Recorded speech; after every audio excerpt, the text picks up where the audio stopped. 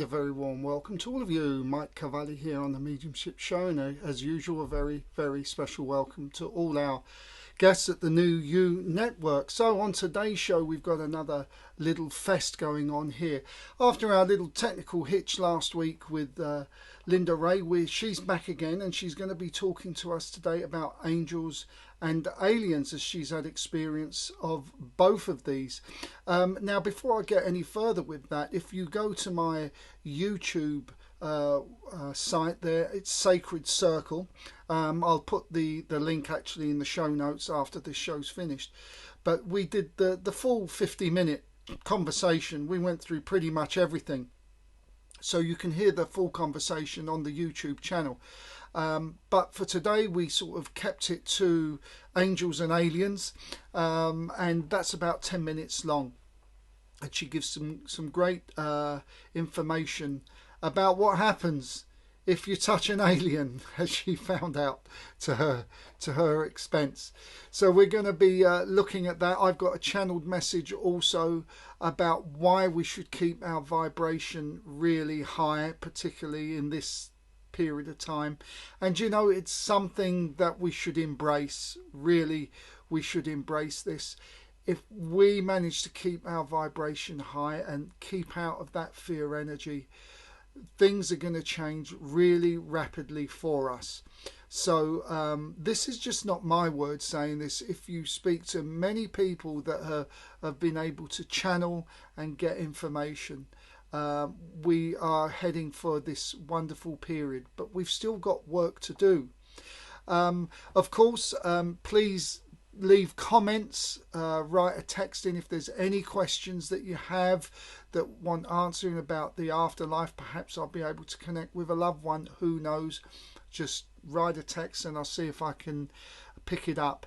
Also, we're going to be hearing from some people from my circle who have questions that they want answered, and I figured it would be really quite good to put them up there to see that there are real people out there asking real questions. So, and maybe some of these questions that they ask are going to be beneficial to you. So that's what we've got on the show today. Let's see what happens, but we'll start off by just playing this little infomercial. Hi, I'm Marla Goldberg, energy healer, intuitive, co-producer of the Global Consciousness Summit and the Global Conscious Development Circle, a platform for motivation, inspiration, and education. I am also the founder and host of Guided Spirit Conversations podcast and best-selling author of My Effing Long Journey to Loving Myself, A Guide to a Shorter Path, and My Sacred Journal, which I wrote to support my effing long journey. My Effing Long Journey to Loving Myself, A Guide to a Shorter Path is part memoir, part self-help. The first part of the book is the story of my life in all its dysfunction and challenges, and how I turned that life around after I started down my spiritual path. The second part of the book offers 14 of the most powerful tips, tools, and techniques that I used and I continue to use to help me process and release life's challenges, which we all have. My Sacred Journal is a support tool for my effing long journey to loving myself. I've added inspirational and motivational quotes to help support your journey.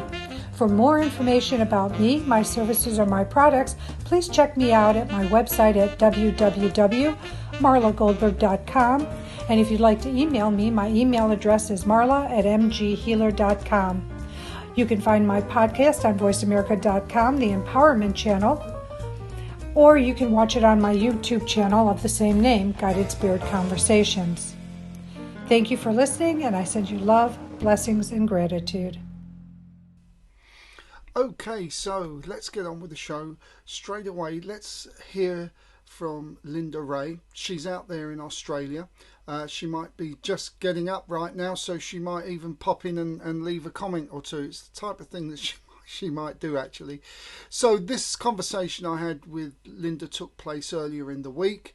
It's about angels and aliens. These are about her experiences with angels and aliens, and maybe you have experienced something like this also, and you want to just throw in a comment or two, and we can see if we can take that any further. Perhaps there's something in there that I can help you with and answer a question. I haven't had the experience to the extent that Linda has had with angels, but obviously working in this field for this period of time, I do have a certain amount of understanding about how they work. And as you know, they come in all shapes and sizes. And one of the things I just want to point out before we go over to this is, remember that an angel will appear to you, probably has appeared to you in a way that you will understand. So it doesn't necessarily come with somebody with all dressed in white with feathers. There are many, many ways angels appear. And if you wish to recognize angels, this is the first thing you must do. Have the intention to recognize angels. You will start to see angelic things happening around you. And then a little bit of training would help to understand that also. But anyway, let's just crack on. Let's go over and listen to this conversation I had with Linda Rae about angels and aliens. Okay. So Linda, you've been speaking about angels and aliens, and maybe we'll get on a little bit later if we got time to your EVPs that I heard you had the other day. Yes. But aliens, yes. Aliens and angels, what's the difference? What's in a name? That's right. What is in a name? Yeah. I always say I've seen aliens and I've also seen angels. How do I know one is an angel and one is an alien? It's only through research and finding other stories where people have said similar things, right. and that's what they've called it. Right. But, even at the end of the day, how do we know that they're angels unless we go back to, like, biblical scriptures? And how do we know aliens unless we go over to some conspiracy group where they say, oh, they're called aliens, right. So basically what I call the difference, angels are from heaven. They are angelic heavenly bodies. Mm-hmm. So that's why I call them some bodies, because right. they're energy. Okay. Whereas aliens are beings from other planets and galaxies, universes, etc. Right. So that's my main difference between the two. Right. Yeah. And is it fair to say that the angels or aliens, if you like, if the aliens are actually angels, they come to us with the perception we understand of what an angel could be? Is that a fair comment, or do they have their bodily form, their structure, and that's it? Whatever we perceive them to be is irrelevant. They will come as their God-given structure. I don't believe angels do, right. but aliens do. Right. Yeah, I believe that angels can take on any form. Right. They can be the homeless man standing on the corner. Yeah. They can be a dog standing there waiting to see if you're going to give it a drink when it's a hot day. It can be a feather falling from the sky. Yeah. That can be an angel coming down to give us hope and security. Right. Whereas I believe aliens, they do have innate abilities. Like we have innate abilities. Yeah. We have intuition. We have psychic abilities. Mm-hmm. We have that connectiveness with our energies. If you go to science, it's called pheromones and endorphins. So these other alien bodies from other planets, they may have abilities that we're not aware of. So they may have the ability to shift their appearance, right. and come through as different looks, from being a dog to being a human. Right. But, I can only go by what I've personally seen and what I've researched. Right. And most aliens that I've seen and researched, they keep their own true form. Right. Whereas angels can come in whatever form we need on that day. Okay. Okay? Yeah. So, you've had experience of angels, haven't you? I think when we chatted last time, you was aware of one around you with the wings. Is that correct? Yes. Yeah. A bit. Do you want me to elaborate? Yeah, Go please. there with that one? Please, yeah. I had a party here at my house. There was about 10 people here. And this pair turned up. And when they walked in, there was a third person. He looked like Robin Hood. He had a green tunic on with one of those green pointy hats. Right. And I said to them, who's this guy with you? And they said his name. Right. So they actually had a book regarding these entities. I don't like saying the word. I call them Matt Damons. Right. You know what I'm talking about there. Yep. Right, because I don't like saying their names in my house because I don't want to attract them here. Sure. So, yeah, they were happy to tell me his name. So I ended up kicking them out and they left. But this being stayed in my house. My bedroom is my sanctuary. Yeah. It's where I only go, and my daughter and the cat, obviously. But I went into my bedroom and this thing is sitting on my bed. So I've come out to the group of people outside of my house and I said, who wants to go down to my bedroom and see what you see? So two of the big guys out the back, you know, big burly, oh yeah, we'll sort it out for you, you know. They walked like they were going to do anything with a Matt Damon in my bedroom, you know. So they've gone down to my bedroom and they've come back out pretty pale. And one of them was like, oh my God, Linda.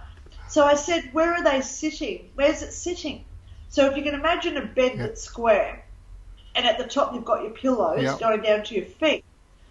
This thing could have been sitting anywhere, this side, on the bottom, on that side, or up the pillows.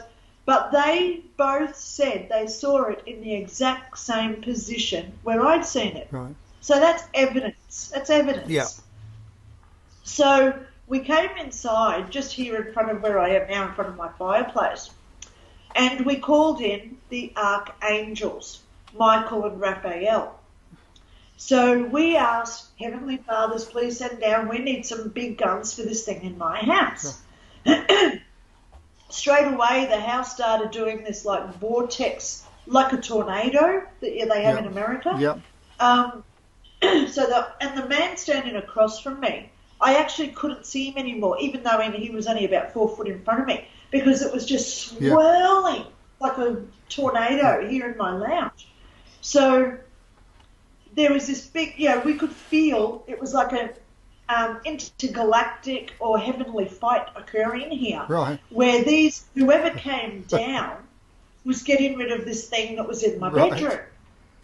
So I'm looking at my friend across from me, and as this like tornado thing, and we're sitting there like in this vortex, whoa, like this, and as it sort of dissipates, my friend looks at me and he says, look behind you. So I've looked behind me and I saw the wing. Right. It was huge. Okay, it was huge. So this white wing, this person that would have had this wing, it was taller than me. And then I've looked to this side and I see the other wing, and they come around like this to around me, like they're protecting me. Right. So my friend's just sitting there like this, in absolute shock of whatever's behind me. And as I've turned around, this thing, if you can imagine like a little sparkle, like a little bright light, whoop, goes up through my roof, and he was gone. But then the biggest part was, on my floor were 2 feathers. Now, just bear with me for one moment.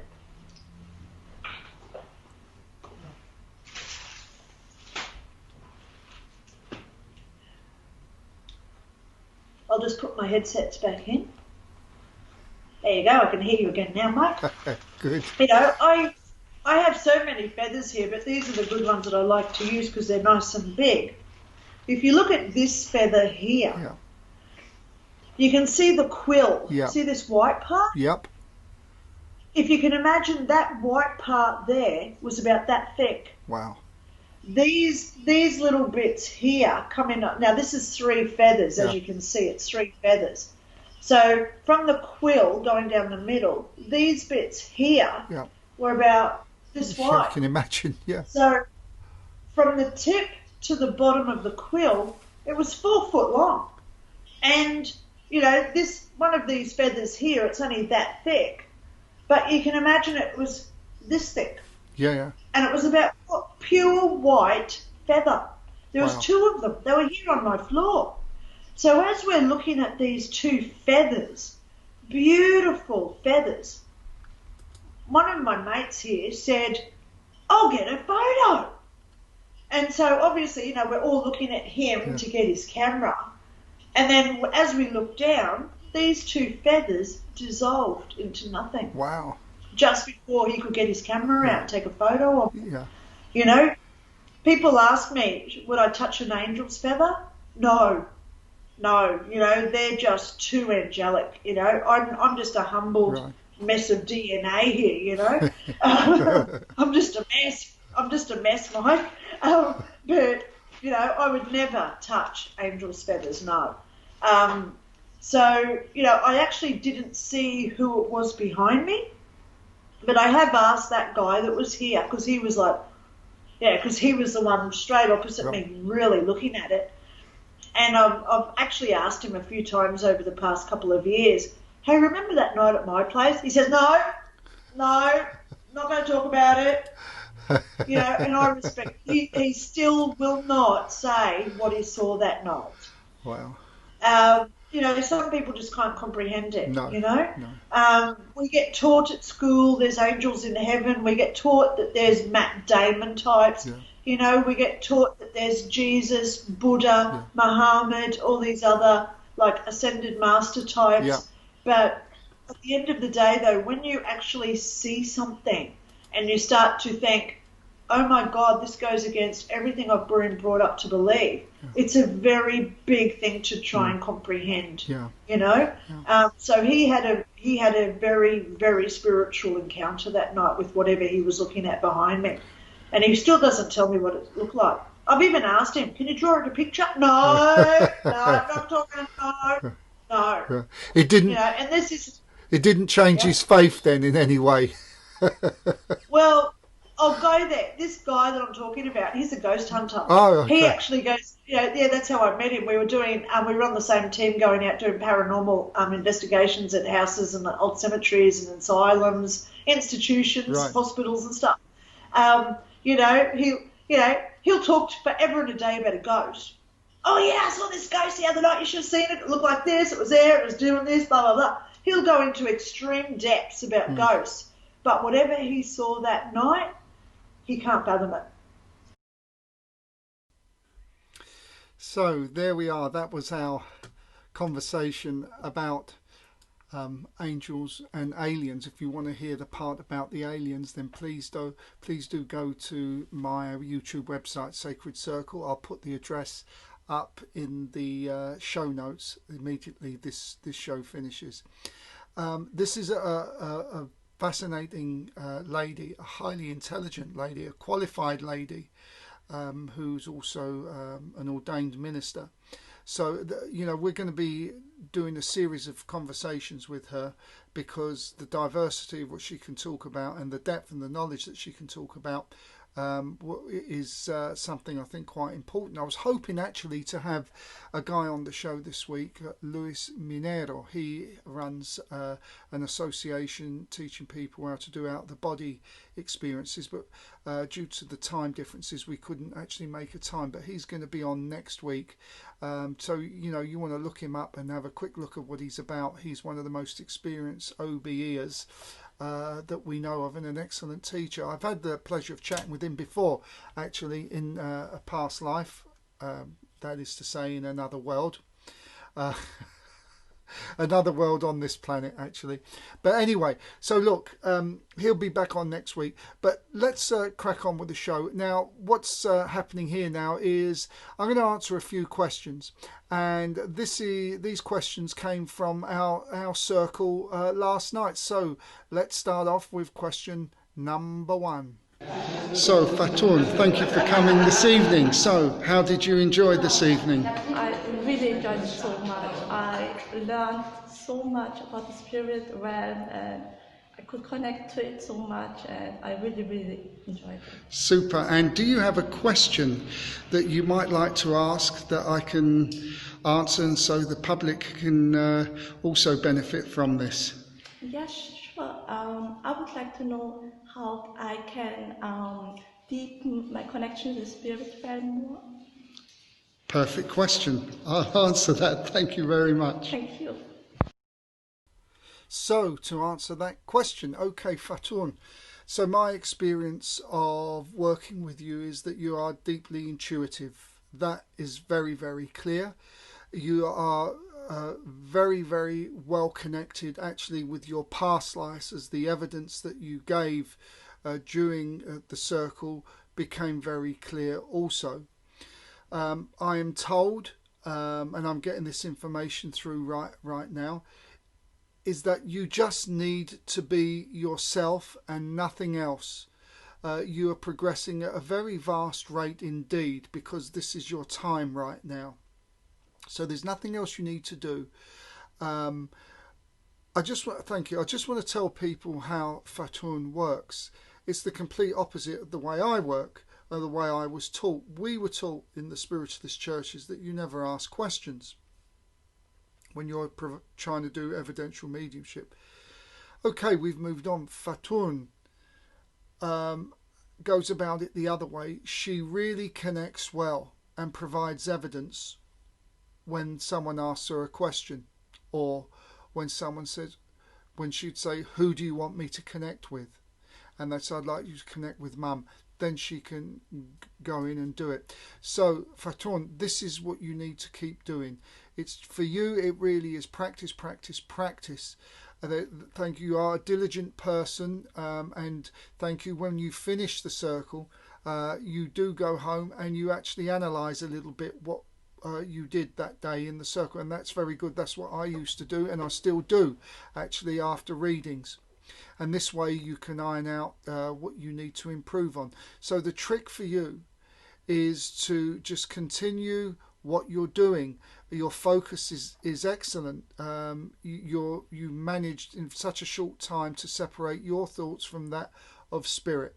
So there's nothing much more for you to do except practice, and it's coming along very fast. So yes, you should be very proud of yourself, and just continue to do that. Continue to come. It doesn't have to be my circle, though we'd love you in this circle. But the trick for you now is to continually to do this. You have no problem in leaving your logic at the door and collecting it on the way out. So thank you for your question. Let's move on to the next question. Denise, the hostess of the evening, how was tonight? Small group, very good group. Yeah. I had a nice reading about a dead friend of mine, had a nice conversation, always relieving. Yeah, I feel very good, and the energy is high. Okay, so is there a question that you would like to ask that I can share with our viewers and perhaps they can get a benefit from? Yeah, question is a question to you. To me. Question to you. How long does it take to get settled in this field? Very good question, and I'll try and answer that in less than an hour. Okay, thank you. Okay, so let's try and answer that question. How long does it take to get settled in this field? Well, let's backtrack first a little bit and say that everybody can do this work. Now, I know it goes against the grain of what my colleagues say, but I do believe everyone can be an evidential medium. Yes, you may not be a Gordon Higginson. You may not actually achieve the incredibly high standard that he has, but there are many reasons for that. One reason could be that he came down specifically to do this work. It could also be that he's a very old soul. And it could be for you that you've come down here to do this work and experience a lot of hard work in doing this. The point is that there is no real timeline. It really depends on you and on how determined you are to do it. It is fair to say that some people, if they feel they are not making progress, then they give up. And that's a shame. So as somebody who's an instructor who runs the circle, it's my job to continually encourage people, to continually show them the good points that they're doing, and to remind them how far they've come. So the answer to your question is, it could take weeks, it could take years. One thing's for sure about all of this, certainly, Denise, your ability is such that you are clearly very, very psychic, and naturally psychic also. You pick up and read people's energies very, very well. And perhaps we should do a show on learning how to read people's energies. So as a psychic, you're there. If you choose to do something different for your profession, you could be a psychic. As a medium, you're very good. It's a question, I think, also with structure, really. That's all. There's no hard and fast rule with structure, but a little bit more structure, a little bit more practice, and you're almost there yourself. But the key for you is hard work, I'm afraid, Denise. It takes work for you. A lot of people might find that path a little bit easier, but I think your position is that you just need to have a little bit more intention, and you're almost there with it. So thank you very much for that question. Let's move on to our third and final question. Here we go. Fatima, how was this evening for you? By the way, I want to tell people Fatima is very good at connecting with the alien and other galactic entities. Okay. So, how was this evening? That brings me to my question. Yeah. When will be our first contact with the alien, our physical contact? That's assuming we haven't already had first contact. I mean official contact. Okay. Okay, and how this evening was very good, very nice. I learned a lot, and I really want to thank the whole you, especially you, but also Denise, Fatum, and Carl for this very good exercises. It was great to work in a small group. It's great. Yeah, it's cool. Yeah. Good. Okay, well, I'll answer your question. Yeah. And we'll see you next time also. Thank you. Thanks. Bye. Bye. So there we are. Wonderful group. So let's answer Fatima's question. It's a bit of a long answer here. The question was, when will we make first contact? And obviously I replied, let's assume we haven't. So before I answer this question, which is going to come from Spirit, I just want to backtrack just so I can help people. First of all, you know, we have been given, well, aliens have been given a bad rap. Okay, there are good aliens, there are bad aliens. They are energy just like us, and there are this type of life form also here to help us. You would have heard of spoken about the Nordics, for example. So this energy can also be seen as helpers, though clearly not angelic. So let's just go through this. An encounter of the first kind is something that is like a flying object that you see that you cannot recognize, different from a UFO, which we associate with an alien crafts. But an encounter of the first kind is just an object that we really cannot identify. It could be a plane that's flying at an awkward angle, and you think, well, that looks like a plane, but it isn't. So we don't know what it is. An encounter of the first kind.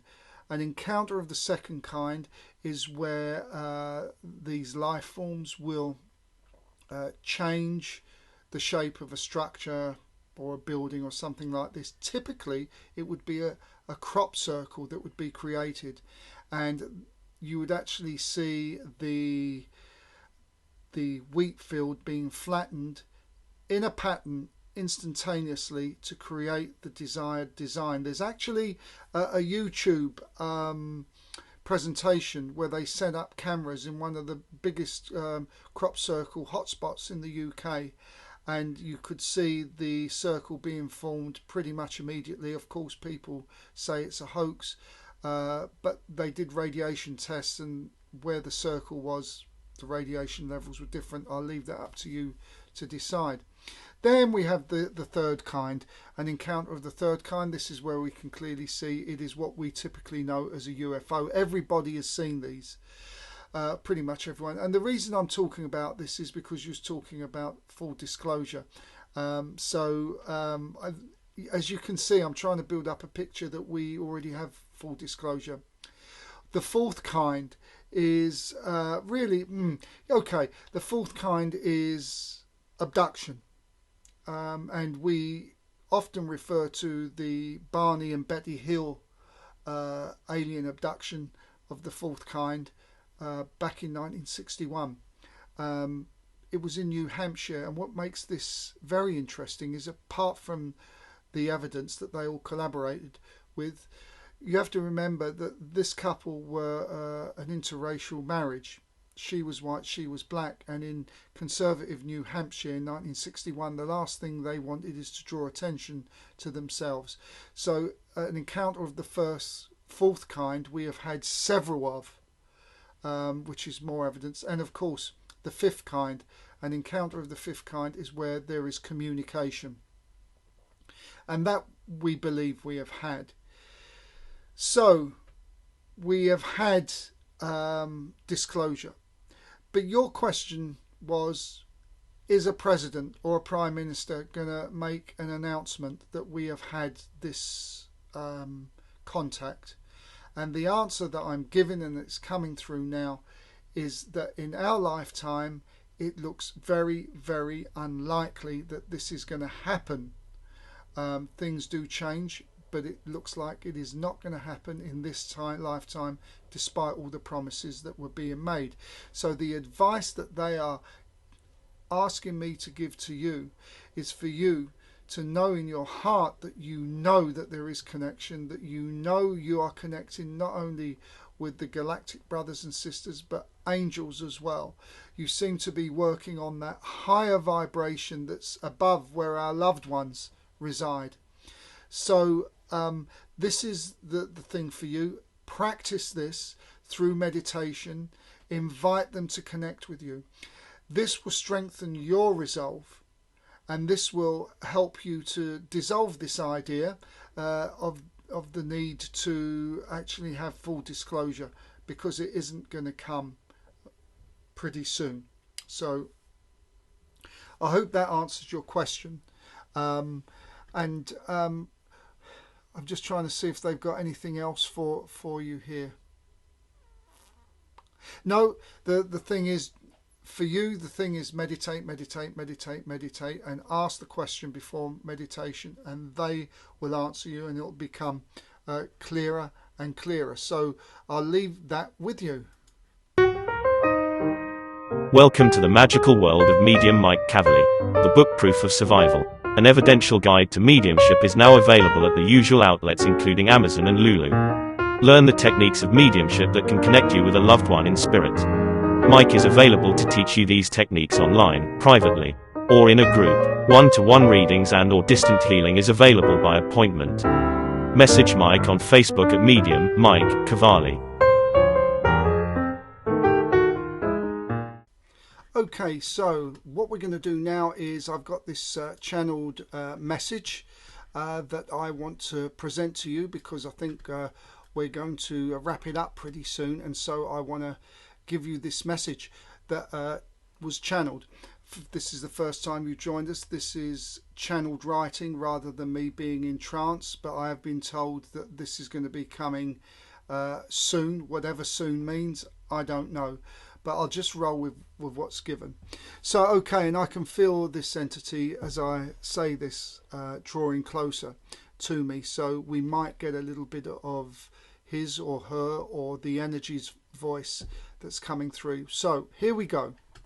Greetings everyone. Today I'd like to share with you information on your vibration because there's been some big changes that have been taking place by us.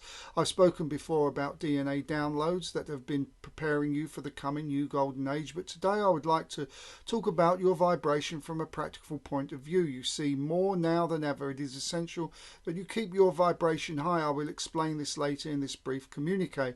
There are many models that can help keep your high vibrations, such as meditation, grounding by walking through dense natural environments, such as walking through forests, and even walking on the sandy beach can help provide your body with information it requires to make the shift. However, keeping your vibration high can really only be sustained by intention. It is true that you can obtain all the worldly goods manifesting through low vibration, but there will be a heavy price to pay. If you are working in truth and light, then as a healer or someone who removes negative energies that you would on the earth plane call earthbound spirits or even demonic energies, then in truth and light you are protected healers.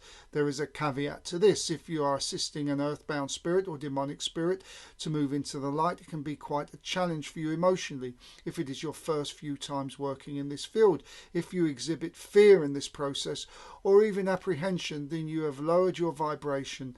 The lower vibration can leave you with some complications after the healing process has taken place.